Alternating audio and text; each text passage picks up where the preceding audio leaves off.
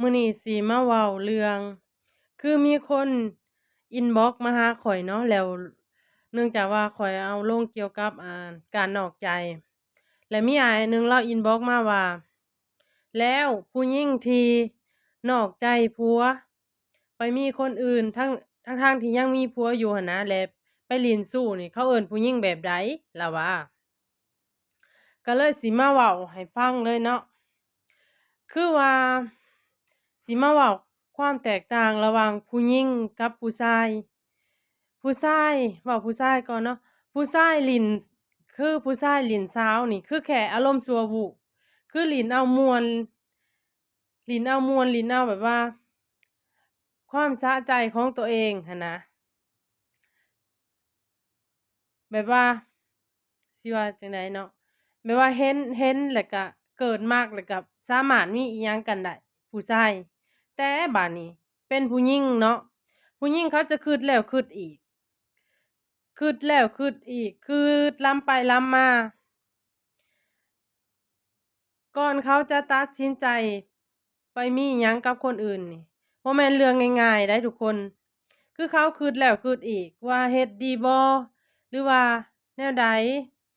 เขาพยายามอดทนแล้วเขาก็เบิ่งพฤติกรรมของผัวนำแบบคือผัวนี่นะทั้งๆที่เฮาน่ะบอกข้อยหาบ่มักแนวนี้เด้อข้อยบ่แนวนี้เด้อข้อยบ่มักแบบนี้เด้อเจ้าควรเปลี่ยนเด้อ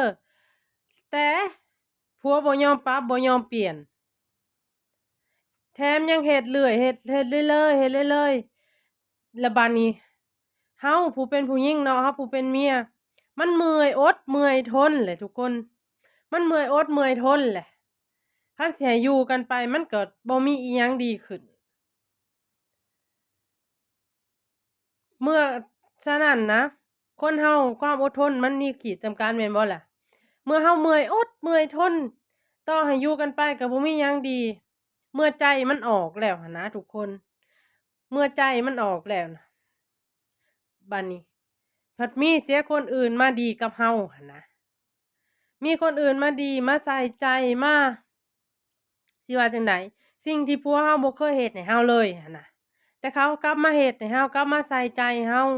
คอยถามไถ่คอยถามกินข้าวแล้วบ่นอนแล้วบ่สบายกินยาแล้วบ่อิหยังพวกนี้หั้นนะทุกคนผู้หญิงจะหวั่นไหวกับอิหยังพวกนี้สิ่งเหล่านี้น่ะมันเฮ็ดให้ผู้หญิงเฮาหวั่นไหวแล้วบัดนี้เฮาหันมาเบิ่งผัวตัวเองแต่ละมื้อตีไก่ไปลิ้นดึกดื่นเที่ยงคืนก็บ่กลับมาเรือนกลับมา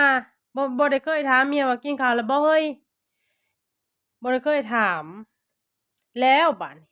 ไผมันสิอดทนอยู่นำได้รู้จักว่าบ่มันก็ต้องไปทางอื่นแม่นแล้ววะ